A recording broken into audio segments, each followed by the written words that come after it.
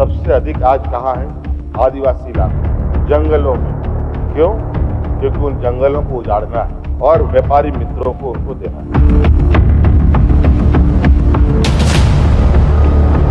बंदूक की नली से बनने वाली सरकार बंदूक की नली की तरह ही बात करती। नक्सलवाद के खिलाफ देश में बड़े पैमाने पर अभियान जारी है। झारखंड से लेकर छत्तीसगढ़, तेलंगाना, महाराष्ट्र के जंगलों में सेंट्रल फोर्सेस उतरी है, जो नक्सलियों का खात्मा करने को हर दिन आगे बढ़ रही है। अगर मुख्य रूप से बात कर ले तो मध्य और पूर्वी हिस्सों में सक्रिय, खासकर छत्तीसगढ़, झारखंड, उड़ीसा और महाराष्ट्र में नक्सलियों का गढ़ माना जाता था। इसे लाल गलियारा का हिस्सा कहा जाता था। लेकिन जब 31 मार्च 2026 नक्सलियों के खात्मे की तारीख तय की गई तो बड़े पैमाने पर नक्सल अभियान शुरू हुआ। इसमें हजारों की संख्या में जवान जंगल में कूद पड़े। एक तरफ सेंट्रल फोर्सेस है तो दूसरी तरफ राज्य की पुलिस भी समन्वय बनाकर नक्सलियों के खिलाफ अभियान चला रही है। लेकिन इस अभियान पर ही अब सवाल खड़ा हुआ।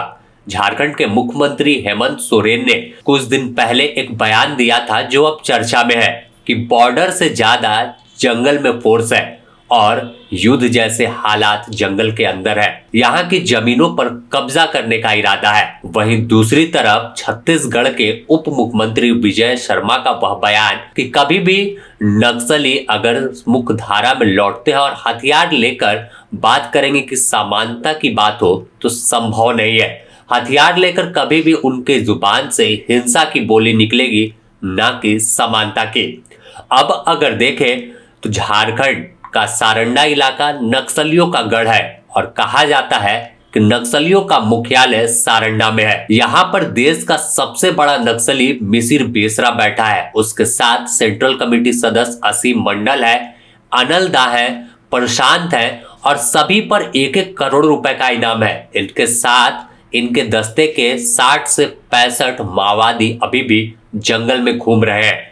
सारंडा का इलाका जराईकिला थाना क्षेत्र की बात करें या फिर टोटो थाना क्षेत्र इलाके की बात कर ले, चाईबासा की बात करें, या पूरे इलाके में और जंगल के अंदरूनी इलाके में नक्सली अपनी व्यवस्था अभी भी चला रहे हैं और सुरक्षा बल के जवान हर दिन आगे बढ़ते हैं। लेकिन इनके सामने एक चुनौती होती है कि आईडी का जाल बिछा और कई बार आईडी के जाल में वो फंस कर उसके शिकार होते हैं। सबसे बड़ी बात कि इस आईडी के जाल में सिर्फ सुरक्षा बल के जवान नहीं बल्कि गांव के आदिवासी भी आ रहे हैं और कई लोगों की जान जा चुकी है। कई बेजुबान जानवर मौत की नींद सो गए। तो दूसरी तरफ बस्तर की बात कर ले, छत्तीसगढ़ के बस्तर, बीजापुर, सुकमा, दंतेवाड़ा, नारायणपुर का इलाका हो, वहां पर भी बड़े पैमाने पर अभियान चल रहा है। अब छत्तीसगढ़ में देखें तो डीआरजी के जवान है, बस्तर फाइटर्स है, या फिर सेंट्रल फोर्सेस की बात कर ले, सीआरपीएफ, कोबरा और स्थानीय जो पुलिस है वो नक्सल के खिलाफ अभियान चला रही है। ऐसे में हर दिन टारगेट होता है, हर दिन मुठभेड़ की खबरें आती है, गोलियों की तड़तड़ाहट से पूरा इलाका गूंजता है और हर गोली पर किसी न किसी की जान जाती है। चाहे कभी सुरक्षा बल के जवानों को नुकसान उठाना पड़ता है तो कई बार जवान अभी आक्रामक रूप से आगे बढ़ रहे हैं तो नक्सलियों का खात्मा हो रहा है, लेकिन जान हर दिन जाती है। अब इस पूरी कार्रवाई पर हम वापस झारखंड के मुख्यमंत्री हेमंत सोरेन के वह बयान की चर्चा कर लेते हैं कि उन्होंने जब विधानसभा के शीतकालीन सत्र के आखिरी दिन अपनी बात रख रहे थे तो साफ तौर पर कहा था कि युद्ध जैसे हालात अब बॉर्डर पर नहीं बल्कि जंगल में है। आपको पूरा बयान सुनाते हैं। तो सुरक्षा बल है सबसे अधिक आज कहाँ है? आदिवासी इलाकों में, जंगलों में। क्यों? क्योंकि उन जंगलों को उजाड़ना है और व्यापारी मित्रों को उनको देना है। आज पूरे देश में अलग अलग जगहों से घटनाएं आ रही हैं अध्यक्ष महोदय, चाहे वो राजस्थान से हो, चाहे मध्य प्रदेश हो, चाहे छत्तीसगढ़ से हो। अलग अलग जगहों पर आदिवासी, दलित, पिछड़ा, जो गांव, सुदूर ग्रामीण क्षेत्रों में रहने वाले लोग, जो जंगलों में रहने वाले लोग, उनको निरंतर उजाड़ने का नीति बनाया जा रहा है और लोग आक्रोशित हो रहे हैं। आज बॉर्डर पे कम और देश के अंदर में युद्ध चल रहा है। देखो क्या देश सुरक्षित होगा। देखिए हालांकि सीएम हेमंत ने सीधे तौर पर नक्सलियों का नाम नहीं लिया, लेकिन इशारा साफ था कि कई बार कई विधायक जो झारखंड मुक्ति मोर्चा के हो या फिर कांग्रेस के, वो खुलकर बोल चुके हैं कि जंगल का सफाया इसलिए हो रहा है क्योंकि कुछ उद्योगपतियों के हाथों में जमीन सौंपनी है और जमीन के नीचे जो खनिज है उस पर कब्जा करने की तैयारी केंद्र सरकार की है। वहीं अब छत्तीसगढ़ के उप मुख्यमंत्री की बात कर ले तो जब मीडिया ने उनसे सवाल किया था कि आखिर नक्सलवाद खत्म हो जाएगा, यह कैसे दावा के साथ कह सकते हैं, इस पर उन्होंने सीधे तौर पर कहा कि कई बड़े माओवादियों से उनकी भी बात हुई है, लेकिन वह भी चाहते हैं कि समानता की बात हो, हक अधिकार की बात हो, लेकिन अगर कोई हाथ में हथियार लेकर समानता की बात करेगा तो वह कभी भी हिंसा वाले आक्रामक तेवर में बात करेगा। इसलिए हथियार छोड़कर जो लौटेगा उससे ही सरकार बात करेगी और विकास के पथ पर पूरा इलाका अब आगे बढ़ेगा जब नक्सलियों का खात्मा होगा।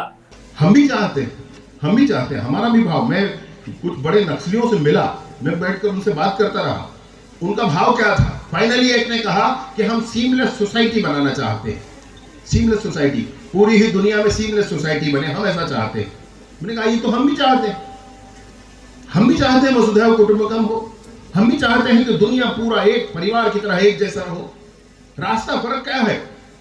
तो फर्क ये है कि वो सीमलेस सोसाइटी बनाना चाहते हैं और वसुधैव कुटुंबकम हम बनाना चाहते हैं। हम वसुधैव कुटुंबकम बनाना चाहते हैं तो कैसे बनाना चाहते हैं? अटल जी ने कहा है, होकर स्वतंत्र मैंने कब चाहा कर लूं जग को गुलाम, मैंने तो सदा सिखाया करना अपने मन को गुलाम। गोपाल राम के नामों पर कब मैंने अत्याचार किए, कब दुनिया को हिंदू करने घर घर में नरसंहार किए। कोई बतलाए काबुल में जाकर कितनी मस्जिद तोड़ी। भूभाग नहीं शत शत मानव के हृदय जीतने का निश्चय। हम चाहते हैं सीमलेस सोसाइटी बने, तो कैसे बने? तो शत शत मानव के हृदय जीतने का निश्चय करके हम काम शुरू करते हैं। और वहीं वो नक्सली क्या करते हैं, वही वो कम्युनिस्ट या माओवादी जो लोग हैं वो क्या करते हैं? वो सोचते हैं कि बंदूक की नली से सरकार बनती। सीमलेस सोसाइटी बनाना चाहते हैं, कैसे बनाना चाहते हैं? तो बंदूक की नली से बनाना चाहते हैं। ये फर्क है दोनों के बीच में और बड़ी स्पष्टता है इस बात की। बंदूक की नली से बनने वाली सरकार बंदूक की नली की तरह ही बात करती है, बंदूक की नली से ही बात करती है, तोप गोलों से ही बात करती है। फिलहाल 31 मार्च 2026 एक तय तारीख है। केंद्र सरकार ने साफ किया है, गृह मंत्रालय ने टारगेट पर उन तमाम बड़े माओवादियों को रखा है जो अभी भी नेतृत्व कर रहे हैं। हालांकि माओवादी संगठन झारखंड में तो सारंडा तक सीमित है, लेकिन छत्तीसगढ़ के अभी भी अलग अलग इलाकों में सक्रिय है और नेतृत्वकर्ता कई ऐसे आए जो अभी भी तमाम रणनीति का हिस्सा बन रहे हैं, रणनीति बना रहे हैं, कैसे वारदात को अंजाम देना है या कैसे पूरी कार्रवाई का सामना करना है। लेकिन सुरक्षा बल के जवान जंगल में डटे हैं और नक्सलियों का सफाया कैसे होगा इस पर हर दिन काम कर रहे हैं। अगर 2-3 दिन पहले की बात करें हम तो 3 तारीख को सबसे बड़े माओवादी कमांडर बटालियन का प्रमुख, यानी जो बटालियन घातक वार करती है, लड़ाई लड़ती है, बारस देवा ने आत्मसमर्पण किया। इसके साथ ही 14 नक्सलियों को मुठभेड़ में मार गिराया। तो वहीं झारखंड में भी बड़े पैमाने पर अभियान तेज कर दिया गया है। तो आने वाले दिनों में देखना होगा कि अंजाम क्या होगा। फिलहाल बयानबाजी तो इस पर भी खुलकर होती रहेगी।